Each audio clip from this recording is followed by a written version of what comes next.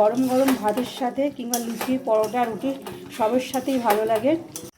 দেখুন এখানে কয়েকটা পটল আমি নিয়ে নিয়েছি পটল বাহারি বানানোর জন্য। এবার পটলগুলোকে আমি কেটে নেব। দেখুন এখানে আমি কেটে রেডি করে রেখে দিয়েছি ছাড়িয়ে।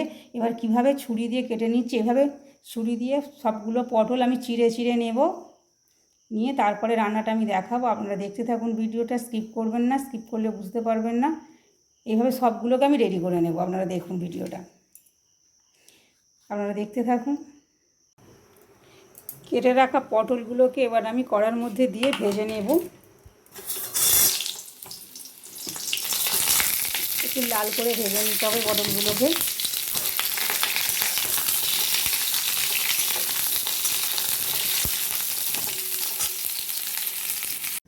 দেখুন পটলগুলো লাল করে ভেজে আমি তুলে নিয়েছি।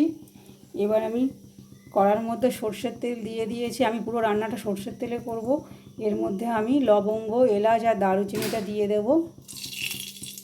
এটা একটু ভেজে নেব। ভেজে নিয়ে আমি একে একে সব মশলাগুলো দিয়ে দেব। আমি এখানে কী কী মশলা ব্যবহার করছি সেটা আমি আপনাদের দেখাবো। এখানে আমি নিয়ে নিয়েছি লবণ, নিয়েছি হলুদের গুঁড়ো, জিরে গুঁড়ো, ধনে গুঁড়ো আর মৌরি গুঁড়ো নিয়েছি। এখানে আমি নিয়েছি কাজু বাদাম, সাদা তিল, গোটা লঙ্কা আর আদা একসঙ্গে আমি পেস্ট করে নিয়েছি। এখানে আমি এটা আমার ভাজা হয়ে গিয়েছে। এবার আমি সব মশলাগুলো এর মধ্যে আমি দিয়ে দেব। দিয়ে আমি ভালো করে কষিয়ে নেব।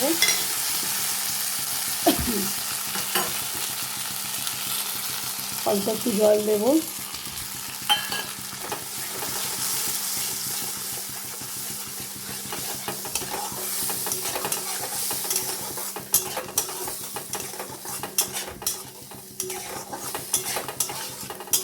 সুন্দর একটা গন্ধ বার হয়েছে।